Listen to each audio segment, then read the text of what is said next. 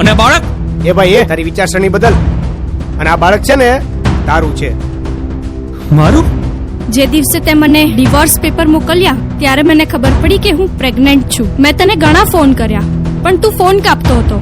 ત્યારે દેવેન ભાઈ થઈને આવ્યો અને મારી મુશ્કેલીના સમયમાં મને સપોર્ટ કર્યો. હું અને બાળક ખુશ છીએ.